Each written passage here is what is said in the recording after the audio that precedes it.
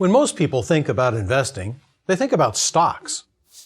If you watch a variety of financial news programs, except for a few notable exceptions, most of them focus on the stock market.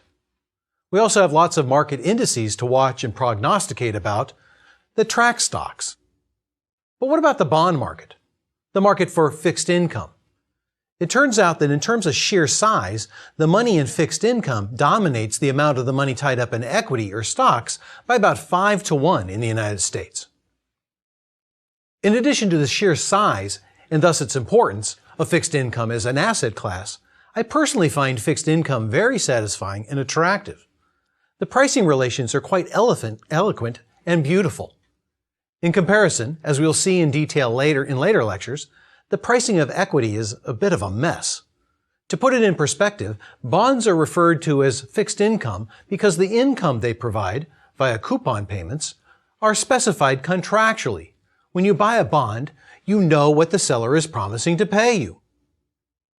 Of course, as we'll discuss further later, sometimes the seller doesn't follow through on the promise, but this is fairly rare. But in the vast majority of the cases, you know exactly what you're going to get. In contrast, with equity, the cash streams you will get, say in terms of the dividend payments, are completely up to the discretion of the firm's management, which they exercise sometime in the future. Thus, the payments on fixed income are easy to predict because they are fixed, while the payment stream on equity is essentially what many people refer to as a WAG, or a wild-ass guess. A second nice feature of bonds is that they're fairly easy to see what the appropriate discount rate is for discounting the bond's fixed payments by looking at the prices of other bonds. As we'll see, while it is hard to find comparable equities, it's relatively easy to find good comparisons with bonds. In contrast, for equity, it's essentially a lifelong struggle to determine the appropriate measures of risk and the appropriate discount rate that goes with that risk. Basically, there are only two things that can go into the price of a security: the future cash flow stream and the appropriate discount rate. For equity, both are WAGs. For fixed income, both are relatively easy to pin down. Okay, having proclaimed my love for fixed income, let me complain about a few things. Fixed income can be a bit confusing because of the usually many ways in which they quote interest rates. There are many interest rates floating around at any point in time. In fact, if you simply spend a few minutes on the web looking for the interest rate, you'll see that there are many. It is sometimes hard to figure out what the difference is. Sometimes the differences in rates have something to do with reporting conventions. Not all bonds are quoted with the same conventions concerning how to count time, for example. Other times the differences in rates are substantive. In this lecture, I will discuss the reporting conventions, which generate numerical differences that are not substantive. In this lecture, I will punt on the substantive differences in the rates, leaving those issues for another lecture. Once we have a better feel for bond pricing, understanding why interest rates vary across different bonds will be easier to understand. So for the purpose of this lecture, there will be one interest rate which is in effect for all periods. This is clearly a simplification. Realize that we'll remove this simplification starting with the very next lecture. So let's take a closer look at fixed income so that we can appreciate its beauty and see through all of its messy parts. Let's start by defining the basic features of any bond. With this, we'll have a common language. A plain vanilla bond is defined by the following features. 1, its maturity. 2, its face value. 3, the coupon rate. And 4, the payment frequency. Before I define each of these features, I do want to explain what I mean by plain vanilla. By plain vanilla, I mean the structure of payments that we'll discuss in this lecture. That is, the structure defined by the maturity, the face value, the coupon rate, and the payments per year. There are many bonds that have this basic bond structure, but they also have other bells and whistles that are added on. For example, there are convertible bonds that give the owner the option to convert the bond of the firm into so many shares of stock in that firm at some interval of time in the future. A convertible bond can be thought of as a plain vanilla bond plus an option to swap one security for another. Value additivity says that we should be able to price the convertible bond as the value of the plain vanilla bond component plus the value of the option to swap. In this lecture, we will see how to price plain vanilla bonds. In subsequent lectures, we'll examine how to price options in general. These lectures will allow us to price the value of the option to the swap part. The features of a plain vanilla bond are 1. Maturity. Maturity is the final date of the last promised payment. The second feature is the face value. That's the principal that's due at maturity. Then there's the coupon rate. That's the percent of the face value that is the annual payment. Then there's payments per year, the number of times over which you get the annual payment over which those payments are made. A zero coupon bond is a special case in which the coupon rate is 0, thus the name. It promises only one future payment equal to the face value at maturity.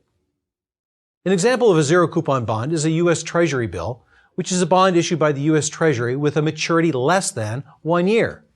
The price or market value of a zero coupon bond is simply the present value of that single payment at maturity.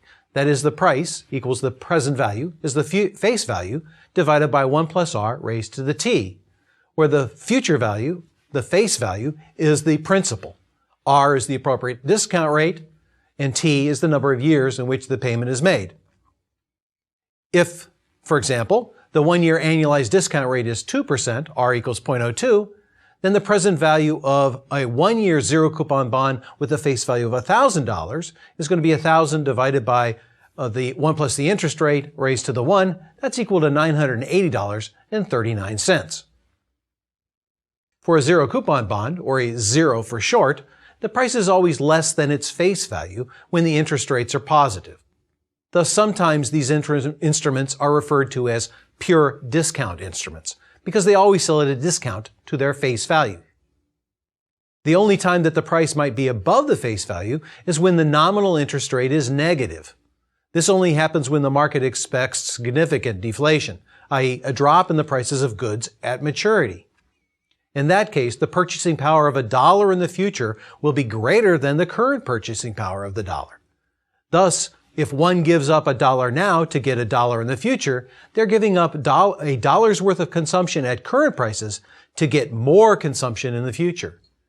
If deflation is not expected to be large enough that the increase in consumption in the future is not sufficient to compensate the investor for his or her having to postpone consumption, then the interest rate will still have to be positive. But if the expected deflation is high enough, the interest rate might become negative. Following the financial crisis in 2008, there was much talk about the global economy collapsing, and given high amounts of unemployment, the prices of goods would fall due to a lack of demand. At that time, there was much discussion about the possibility of negative interest rates. We will return to zeros in a bit. Next, let's consider a coupon-paying bond. Most bonds pay a positive coupon. In addition, most bonds, either corporate debt or government debt, pay an annual coupon in 2 installments every 6 months. For these bonds, the coupons paid every 6 months are the coupon rate multiplied by the face value of the bond divided by 2. The last coupon paid is when the bond matures, at the maturity date. The bond also pays its face value. For example, consider a 4% coupon bond that makes coupon payments twice a year and matures in 10 years.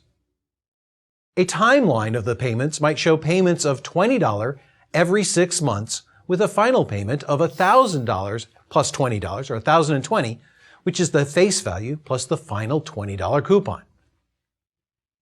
If the appropriate interest rate is an annualized effective 3%, then we can determine the price by taking the present value, using that rate, of the stream of payments. This raises the first messiness issue that has to do with bonds. I was very careful to say that the 3% was an annualized effective rate.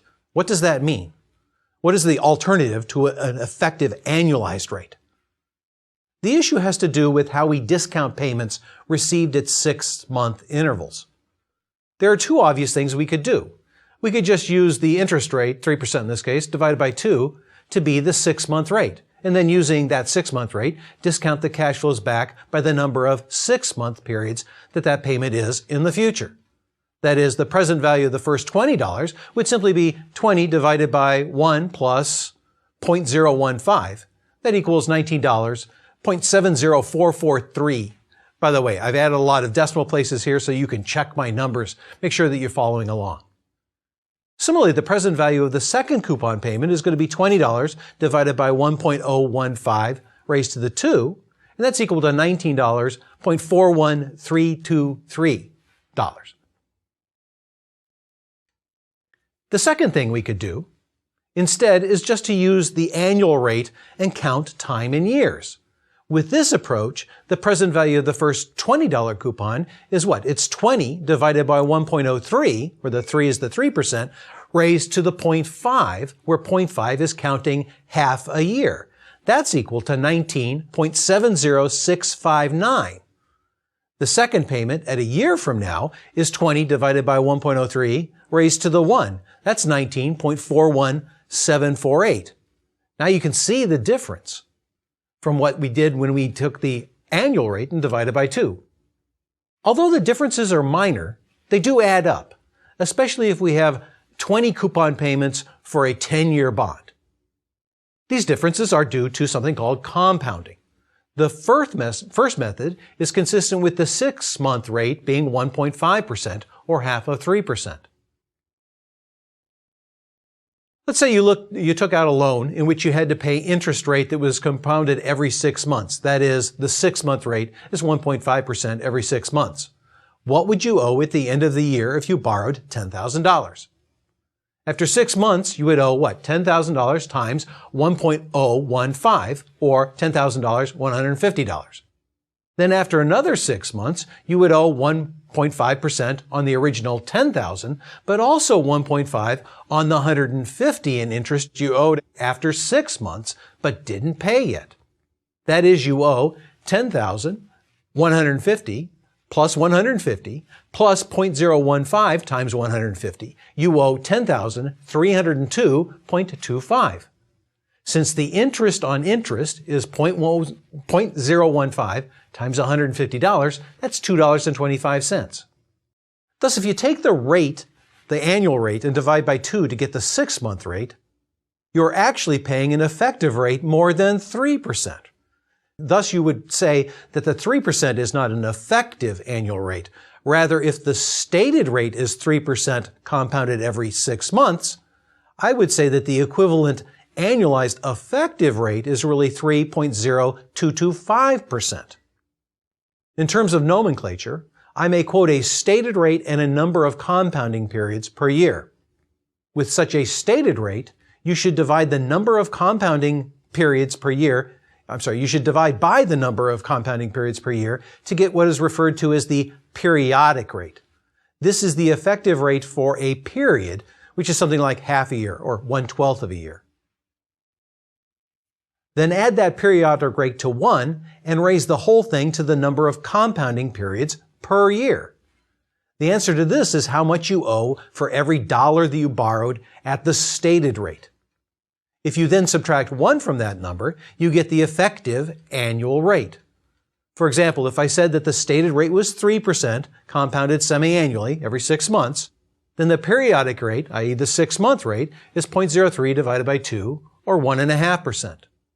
Then what would you owe after a year, or after 2 6-month periods, would be 1.015 raised to the second power, which is equal to 1.030225. Thus, the effective annual rate is 1.030225 minus 1, which is equal to 0.030225, or 3.0225%.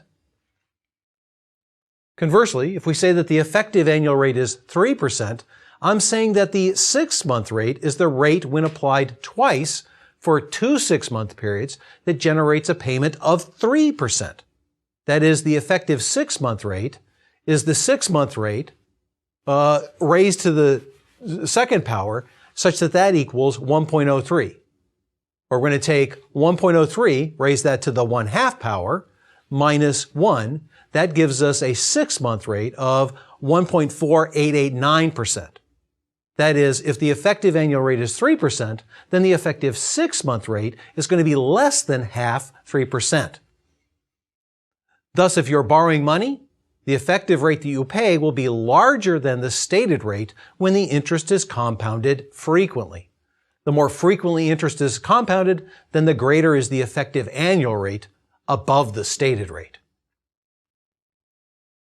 A stated rate of 10% is a larger and larger effective annual rate as the frequency compounding period increases.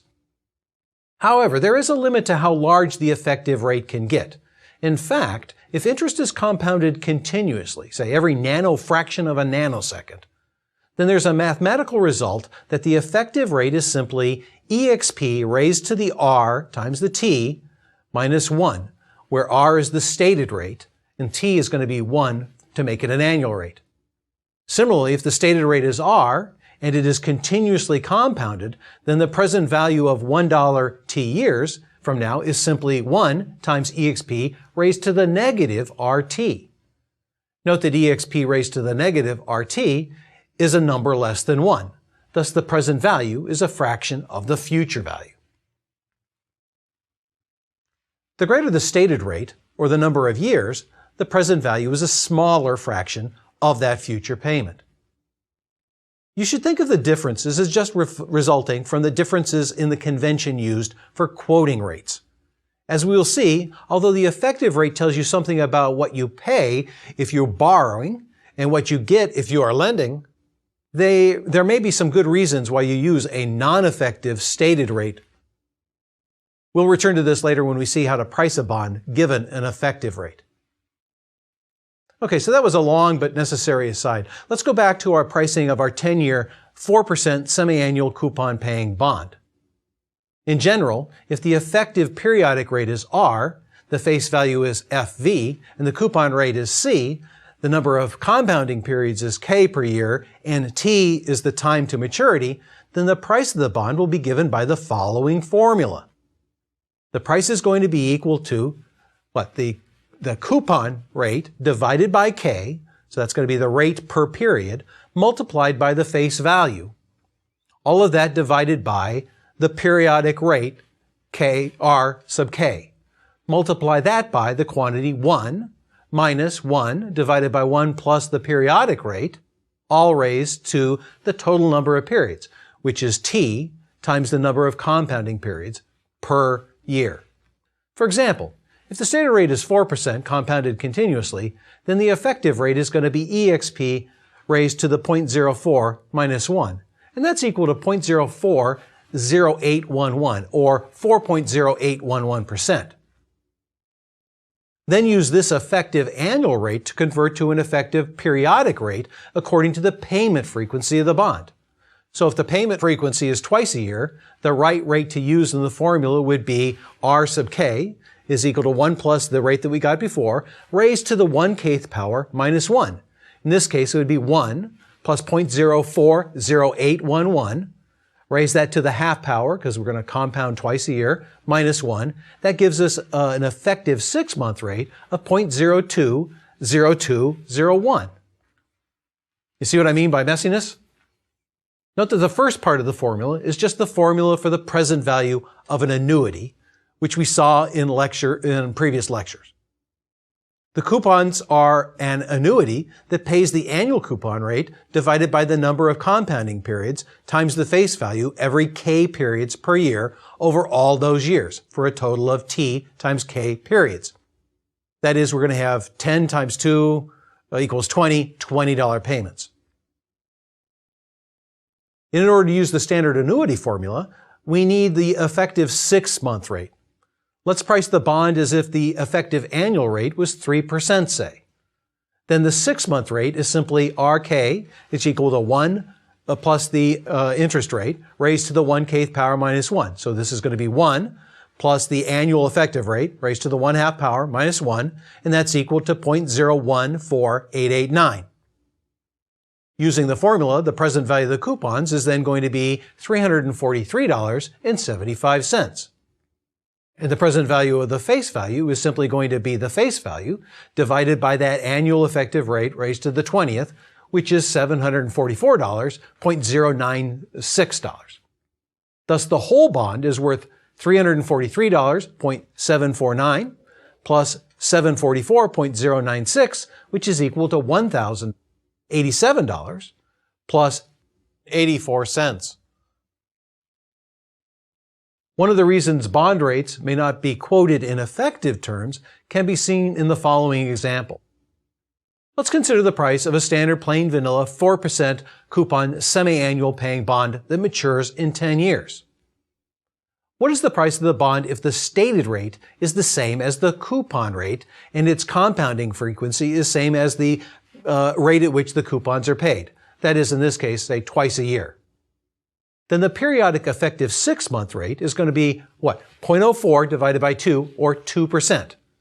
And plugging that into the formula, we get the price of a 4% coupon paying bond equal exactly to its face value of $1,000.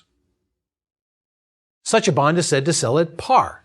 That is, when the bond sells at its face value, it is a par bond. In this case, if you buy the bond, it's as if you were lending the firm $1,000 now, i.e., you pay for that when you lend it to them when you pay for the price of the bond. In exchange, you get 6 months of interest every 6 months, or $20. Until after 10 years has passed, you get your original loaned amount back. That is, the coupons pay enough interest to compensate you for lending them $1,000 in the first place. Thus, when they pay you back, they don't owe you any more than you originally lent to them. The coupons cover the time value.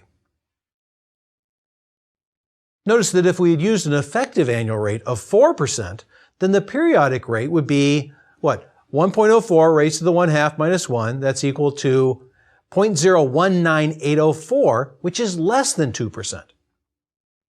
If that was the competitive rate, then you would have to pay more than $1,000 to get $20 in interest and then the $1,000 back after 10 years. In fact, at that effective rate, the price is $1,111.30. This makes sense, since with an effective annual rate of 4%, the return is less than the stated rate of 4% compounded semi-annually.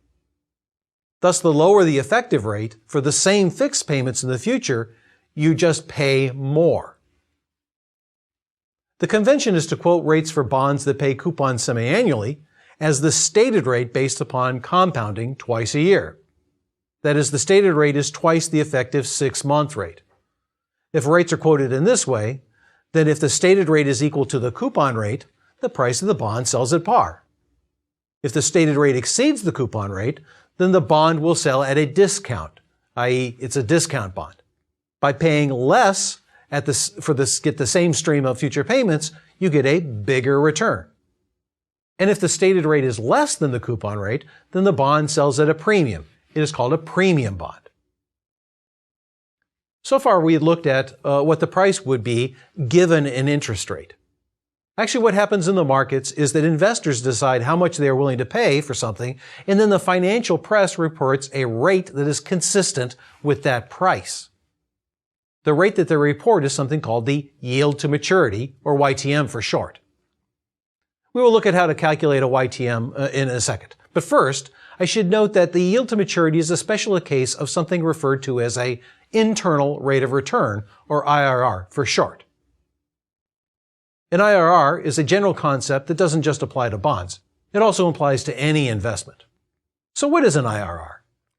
The IRR is the rate, let's call it R sub IRR, such that when that rate is applied to the cash flows from any project, the net present value of that project is 0.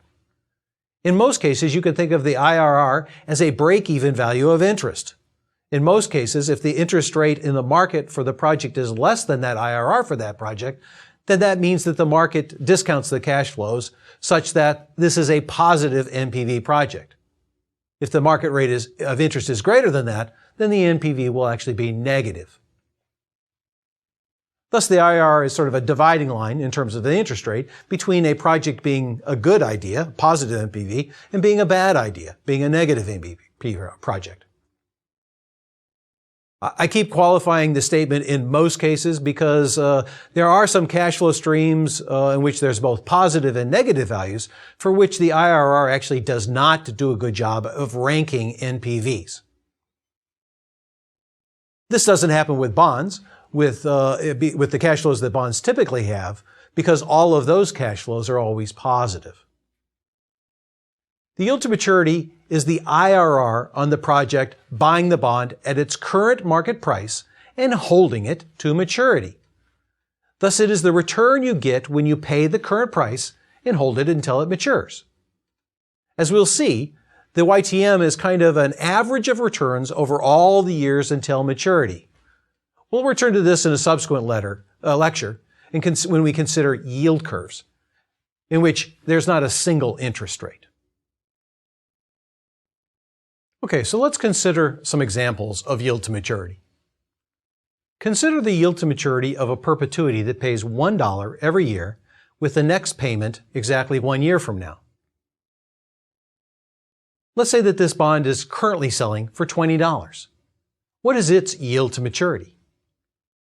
The perpetuity formula says that for an effective annual rate of R, the value of a perpetuity that pays $1 in yearly intervals is $1 divided by R. Thus, to get the yield to maturity, we need to solve for the R that satisfies the following equation. $1 divided by R equals $20. That is, R equals $1 divided by $20, which is equal to 0.05, or 5%. So the annualized effective yield to maturity is 5% in this case.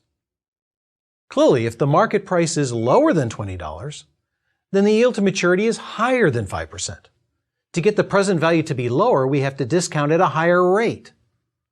Similarly, if the price is above $20, then the yield to maturity has to be less than 5%.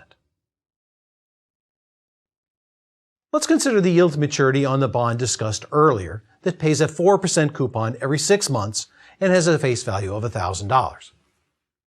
If the current market price is $1,000, then we know that the effective 6-month rate that generates such a present value is what? It's 0.02. Thus, on an effective annualized basis, the yield to maturity is what? 1.02 raised to the second power minus 1, which is equal to 0.0404, or 4.04%. Equivalently, we could simply say that it is 4% compounded semi-annually. In fact, the convention for reporting the yield to maturity for standard bonds is simply to quote 2 times the effective 6-month yield.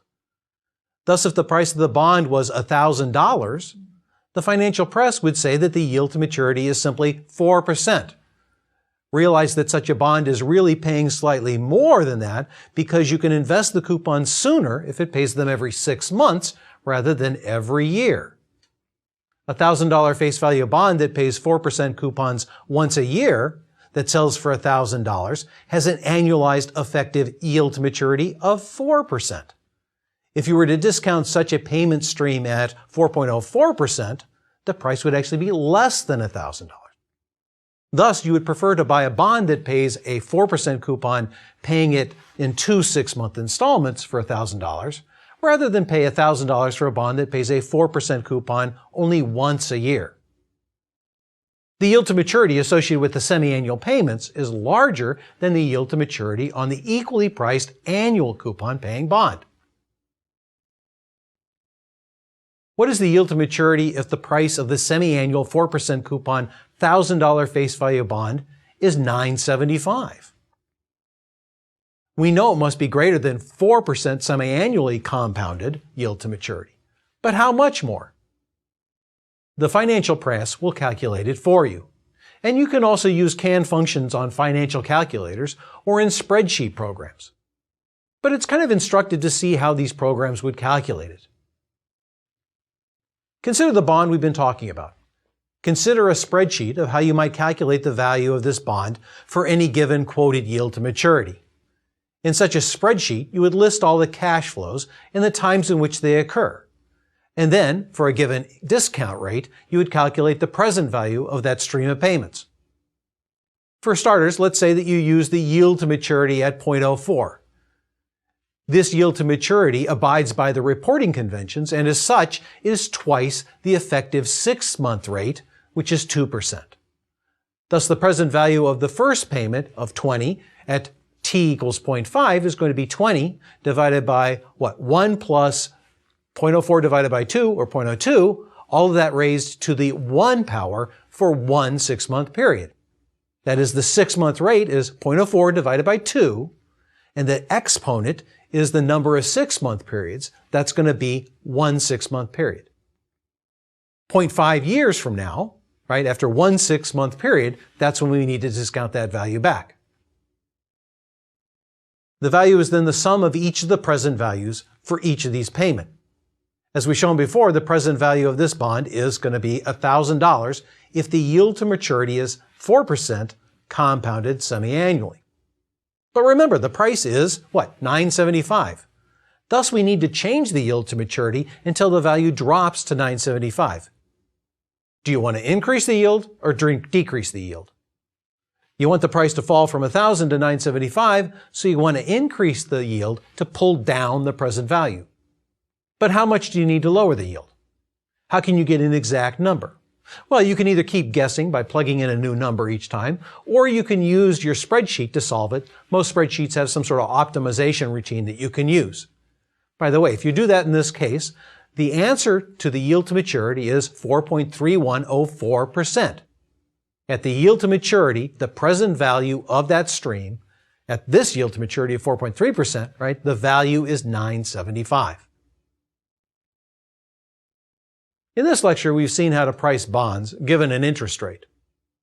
We've also seen how interest rates on bonds are quoted. In this lecture, we either 1, took the interest rate as given and determined the price, or 2, took the price as given and determined the yield to maturity. Interest rates and prices convey the same information. In the next lecture, we'll explore in detail the information content in interest rates and bond prices. In that lecture, we will explore the nature of bond risk as well.